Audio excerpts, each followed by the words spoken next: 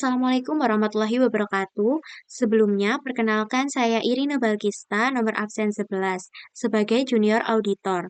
Pada kesempatan kali ini, saya akan menjelaskan mengenai audit utang bank, mulai dari konsep dasarnya hingga bagaimana kita sebagai auditor melakukan pemeriksaan dan mengisi kertas kerjanya. Nah, sebagai auditor, penting bagi kita untuk memahami bahwa utang bank merupakan salah satu akun kewajiban jangka pendek maupun jangka panjang yang memiliki resiko material, terutama terkait kelengkapan, akurasi saldo, serta kepatuhan terhadap perjanjian kredit. Nah, oleh karena itu, dalam proses audit, saya tidak hanya melakukan pengecekan dokumen, tetapi juga memastikan bahwa seluruh pinjaman yang dimiliki perusahaan telah dicatat dengan benar dan sesuai dengan ketentuan yang berlaku. Nah, pada penjelasan ini, saya akan membahas langkah-langkah audit utang bank di PT Wahana Ekastia. Oke, langsung saja. Yang pertama yaitu tujuan audit utang bank. Nah, eh, yang pertama yaitu memastikan keberadaan utang. Artinya, kami sebagai auditor itu harus memastikan bahwa utang yang dicatat perusahaan itu benar-benar ada, bukan fiktif, dan didukung dalam dokumen yang lengkap seperti perjanjian kredit atau konfirmasi dari bank. Yang kedua yaitu menjamin seluruh utang telah dicatat secara lengkap. Tujuannya untuk mencegah adanya utang yang tidak diakui atau sengaja tidak dicatat. Nah, oleh karena itu, kami mengecek apakah seluruh pinjaman, baik yang masih outstanding maupun yang sudah jatuh tempo, sudah masuk dalam pembukuan. Nah, yang tujuan yang ketiga yaitu memastikan bahwa utang tersebut benar-benar merupakan kewajiban milik perusahaan. Nah, dalam hal ini, auditor itu harus memastikan bahwa utang itu tidak dicatat atas nama pihak lain dan benar terkait aktivitas perusahaan serta telah disetujui oleh manajemen. Nah, yang keempat, menilai apakah saldo utang itu sudah sesuai dengan perjanjian kredit yang berlaku. Nah, di sini kami membandingkan saldo yang tercatat dengan ketentuan di perjanjian, termasuk bunga, jadwal angsuran, batas kredit, serta denda atau biaya lainnya jika ada. Nah, yang terakhir yaitu memastikan penyajian utang bank telah tepat dalam laporan keuangan. Artinya, kami itu menilai apakah utang itu telah diklasifikasikan secara benar. Misalnya, sebagai kewajiban jangka pendek atau jangka panjang, serta apakah pengungkapan yang diperlukan sudah lengkap sesuai standar akuntansi. Nah, tujuan-tujuan ini itu membantu auditor memastikan bahwa penyajian utang bank itu dalam laporan keuangan akurat, andal, dan dapat dipertanggungjawabkan. Seperti itu. Oke, next. Selanjutnya yaitu informasi khusus terkait utang bank yang menjadi perhatian dalam proses audit ini. Nah, dalam kasus ini, utang bank itu merupakan saldo jangka panjang perusahaan kepada Bank BNI 46 Cabang Kayu Tangan Malang. Nah, sampai dengan akhir tahun 2021, utang ini tuh masih belum lunas dan seluruh pokok utangnya itu jatuh tempo pada tahun 2022. Nah, selain itu, terdapat informasi penting bahwa perjanjian utang ini tuh mengalami perubahan, yaitu adanya penjadwalan ulang atau rescheduling untuk jumlah angsuran yang harusnya dibayarkan perusahaan pada tahun 2022. Nah, perubahan perjanjian ini perlu diperhatikan secara khusus karena mempengaruhi klasifikasi kewajiban dan jumlah beban yang harus diakui perusahaan. Nah, dalam audit utang bank, auditor itu harus mempertimbangkan tiga hal utama. Yang pertama, bagaimana utang yang jatuh tempo dalam waktu 1 tahun yang harus dipindahkan menjadi utang jangka pendek. Nah, yang kedua, sisa saldo utang yang masih jatuh tempo lebih dari 1 tahun yang tetap diklasifikasikan sebagai utang jangka panjang. Dan yang ketiga yaitu auditor harus memastikan perhitungan beban bunga untuk periode berjalan tahun 2022. apakah sudah sesuai dengan perjanjian dan dicatat dengan akurat. Nah, semua informasi ini itu menjadi dasar bagi auditor, yaitu saya, untuk menilai apakah klasifikasi saldo serta pengungkapan utang bank dalam laporan keuangan itu sudah sesuai dengan standar akuntansi dan kondisi perjanjian yang berlaku. Seperti itu. Nah, selanjutnya saya akan menjelaskan tentang temuan audit terkait utang bank. Nah, dari hasil pemeriksaan, memperoleh daftar angsuran utang untuk tahun 2022, baik untuk pokok maupun pembayaran bunga pinjaman, langsung dari bagian keuangan perusahaan. Nah, selain itu, kami juga mempelajari beberapa perjanjian utang yang dilakukan perusahaan dengan Bank BNI 46 cabang Kayu Tangan Malang. Nah, berdasarkan perjanjian tersebut, sisa pokok utang pada akhir tahun 2021 yaitu sebesar 200 juta. Nah, akan diangsur selama 4 kali, masing-masing angsuran sebesar 50 juta dengan jangka waktu pembayarannya setiap 2 bulan, dimulai dari angsuran pertama pada akhir Februari 2022. Nah, selain itu, dalam penjadwalan ulang atau rescheduling utang bank telah disepakati bahwa tingkat bunga 12% per tahun akan menurun mengikuti metode annuity yang dihitung berdasarkan saldo pokok yang tersisa atau outstanding balance. Nah, pembayaran angsuran pokok dan bunga dilakukan setiap akhir bulan pada periode pembayaran dan dapat dibebankan secara otomatis melalui rekening giro Bank BNI 46 cabang Kayu Tangan Malang. Nah, dari informasi ini, auditor yaitu saya dapat memastikan bahwa pencatatan utang pokok, bunga, dan jadwal pembayarannya itu sudah sesuai dengan perjanjian dan tercermin dengan benar di laporan keuangan perusahaan. Nah, sekarang saya akan menjelaskan prosedur teoritis audit utang bank yang biasanya dilakukan auditor nih. Nah, yaitu saya ya.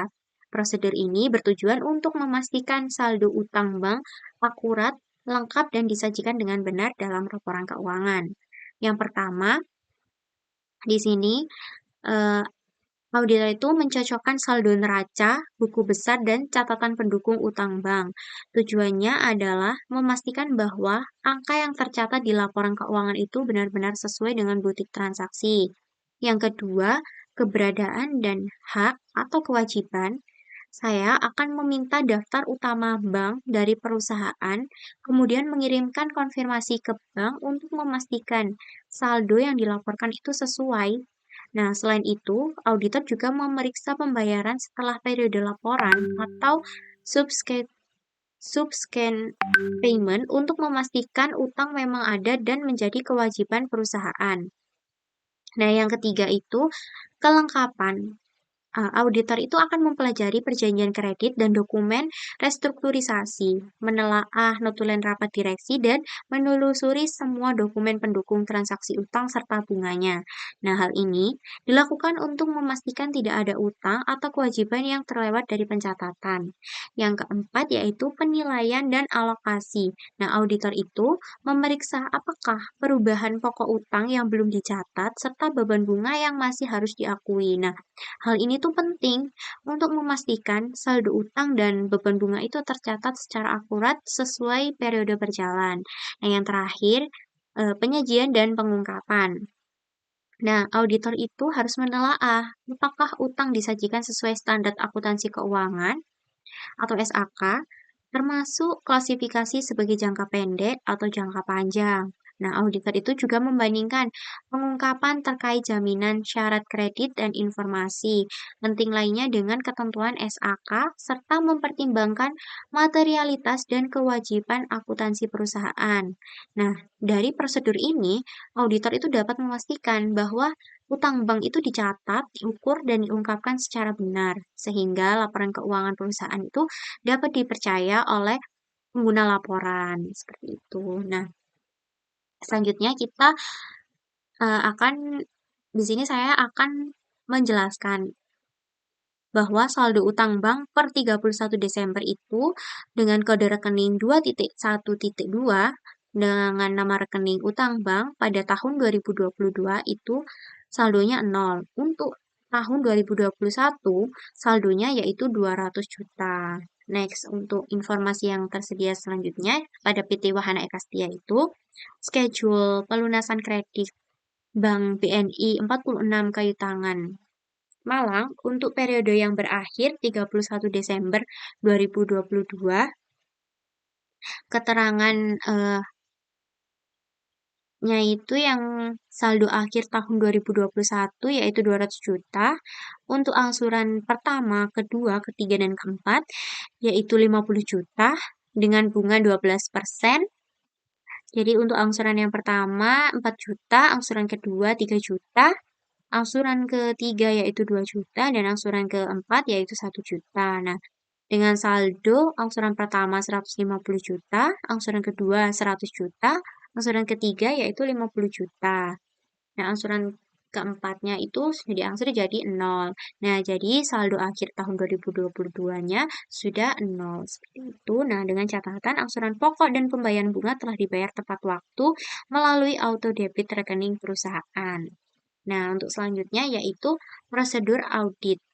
Yang pertama dalam audit utang bank ini, merencanakan satu kertas kerja dengan indeks. Yang pertama yaitu utang bank, karena utang bank dengan indeks G, dengan kelengkapan kertas kerja utama G, seperti indeksnya disesuaikan dengan pedoman, yaitu yang pertama. Kita tadi kan menggunakan utang bank, berarti indeksnya itu G.